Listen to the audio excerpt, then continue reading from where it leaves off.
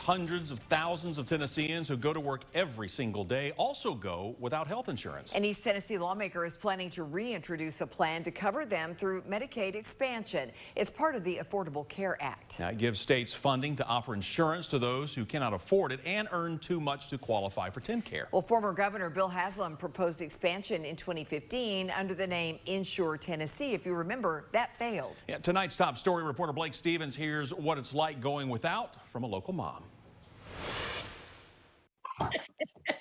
Taisha Dixon was all smiles in our Zoom call today, despite what happened a few days ago. Got some chest pains, and I usually get chest pains, so I tried to brush it off, but then I broke out in a sweat. This time, the pain she usually brushes off was the result of a heart attack. My blood pressure has been a little bit out of control, and due to the fact that I don't have insurance, I'm unable to keep up with my meds because they're expensive. And so due to the fact that I have hypertension and I'm not taking the meds, it caused me to have that heart attack. She's a single mom, recently out of work due to COVID-19 and still uninsured. But this is what plagues her days after leaving the hospital. The amount of money that is going to cost me, like I'm actually in a phase in my life where I'm trying to work on my credit and things like that. So to be hit with something like this, I have to go to a hospital and know that those bills are going to fall back on me. State Senator Richard Briggs hopes to expand health coverage to thousands like Taisha through Medicaid expansion.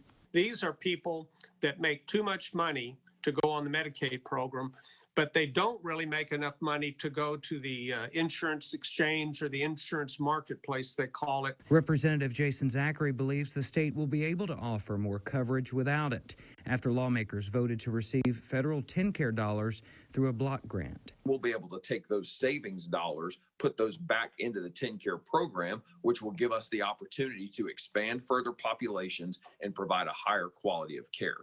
The block grants could cause a roadblock in an expansion effort.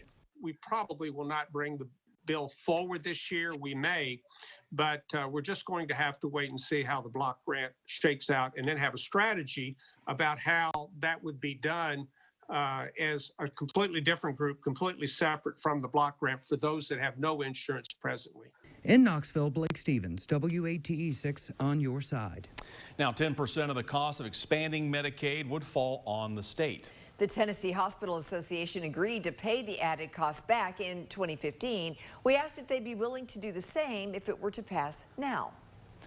Well, THA spokesperson wrote in part, a massive amount of planning and analysis was conducted in 2014 and 15. There have been tremendous changes in the healthcare landscape in the 6 years since. Without detailed information and modeling regarding how the state would intend to implement the legislation under consideration, it is not possible to evaluate the level of funding needed or the role hospitals might be in a position to play.